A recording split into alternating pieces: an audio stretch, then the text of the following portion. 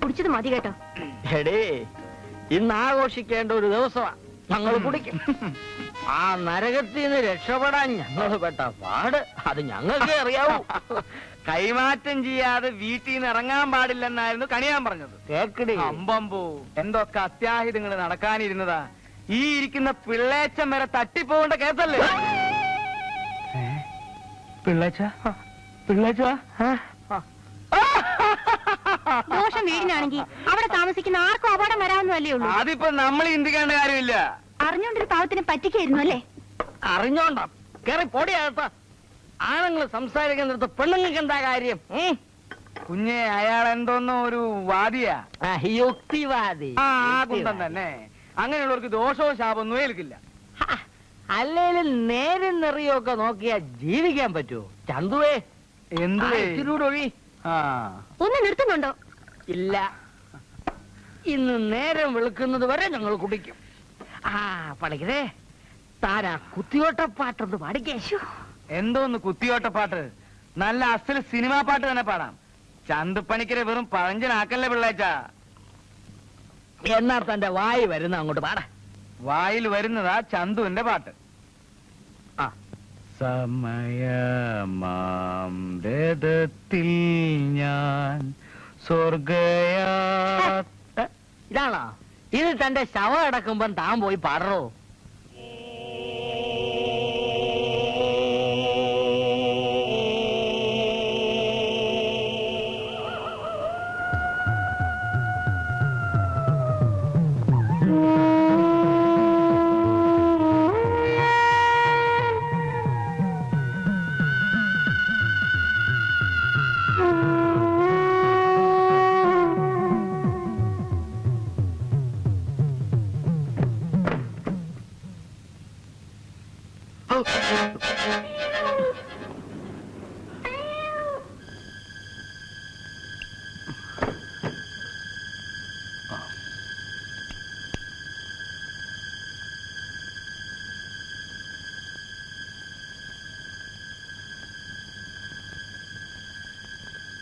ഈശ്വര, അവരൊന്നും വരുന്നില്ലേ?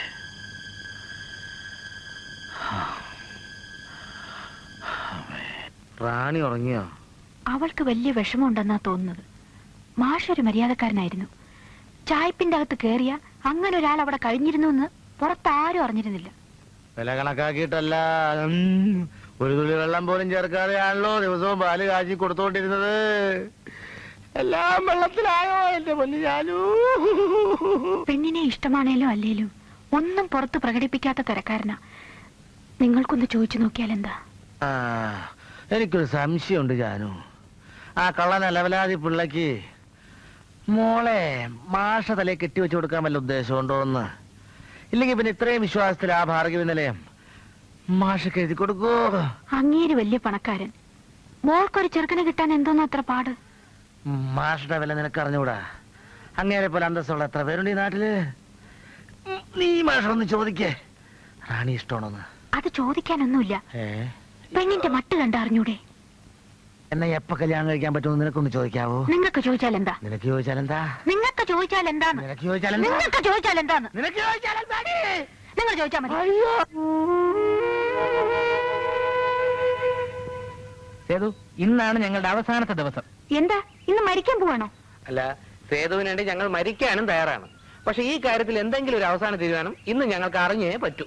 ദേ, ഒരു കാര്യം ഞാൻ പറഞ്ഞേക്കാം. ഇത് കോളേജല്ല, വില്ലേജാണ്. കോളേജിലെ കളിയൊന്നും ഇവിടെ പറ്റില്ല. ഇത് കളിയല്ല, ജീവൻ മരണ പ്രശ്നമാണ്. സേതു എന്തെങ്കിലും ഒരു തീരുമാനം തീരുമാനമാണോ നിനക്കൊക്കെ അറിയേണ്ടത്? കുറച്ചു ദിവസമായി ഞാൻ ശ്രദ്ധിക്കാൻ തുടങ്ങിയിട്ട്.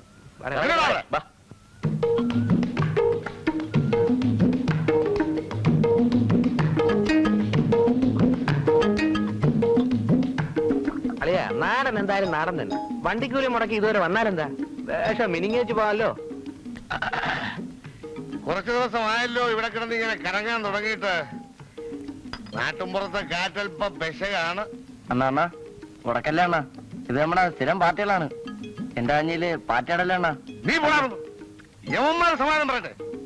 എന്താ എന്താ സാറിന് ഇപ്പൊ എന്താ വേണ്ടത്? എടാ എന്റെ എരവി മുതലാളിയുടെ മകളുമായിട്ട് നിനക്കൊക്കെ എന്താണ് ബന്ധം? പിന്നെ ബന്ധുരമായ ബന്ധം, സന്തതമായ ബന്ധം, നിതാന്തമായ ബന്ധം. എടാ, മനസ്സിലാകുന്ന ഭാഷയിൽ പറയടാ. താൻ ആര്? വില്ലേജ് ഓഫീസറാ? പോവേ. ഞാൻ ആരാണെന്ന് നിനക്കറിയണോ? ഇഴിച്ച് കൂമ്പ് ഞാൻ കിടക്കും. താൻ കലക്കോ? പിന്നെ കലക്കും. നില്ല ആ. തമാശ കളയട്ടാ. ചേട്ടനത് അടി വെച്ചു കൊടുത്ത് അവൻ ബാക്കി ഉണ്ടാവും. അവൻ വെള്ളത്തിന്റെ പുറത്ത് എന്തെങ്കിലും പറഞ്ഞെന്ന് വിചാരിച്ച് ചേട്ടനത് കാര്യമായിട്ടെടുത്തോ?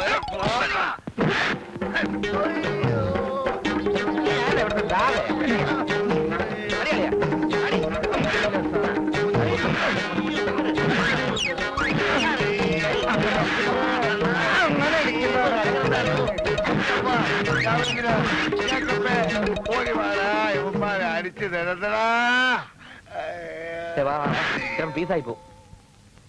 ആരെങ്കിലും എന്തെങ്കിലും പറയുന്ന കേട്ട് അച്ഛൻ വഴക്കിനൊന്നും പോകണ്ട. മിണ്ടാതിരിക്കടി. ഇന്ന് അവന്മാർ ഇത്രയും ചെയ്തു, നാളെ നടുറോട്ടിന് നിന്നെക്കാരെ പിടിച്ചാലോ?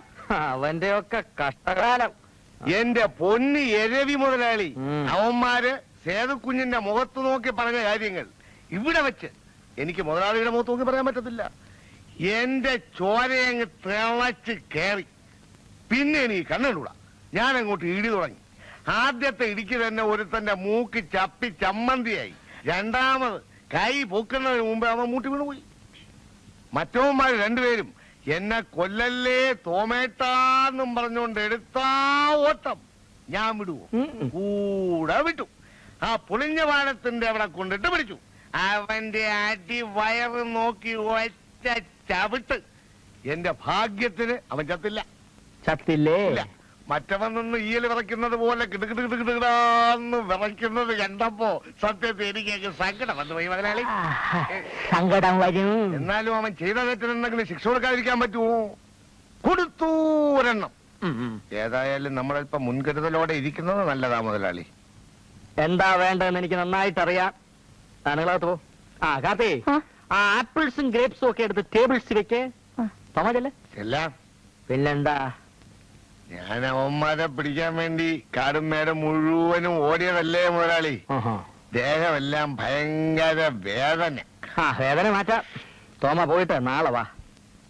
ഇന്ന് രാത്രി ഒന്ന് ഉറങ്ങി കിട്ടണമല്ലോ. ഉറങ്ങിക്കോ. ഒരു 100 200 രൂപയോ? അല്ല, മില്ലിക്കുള്ള കാശ്. മില്ലി? അത് വരാ.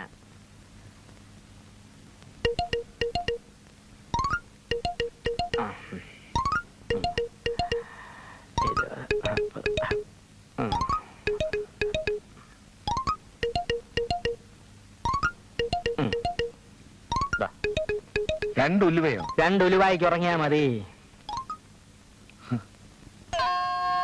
ഇതിരിയോ